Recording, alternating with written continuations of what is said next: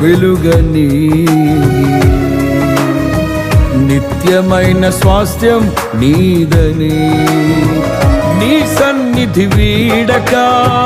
సన్నుతించి పాడనా నీ సన్నిధి వీడక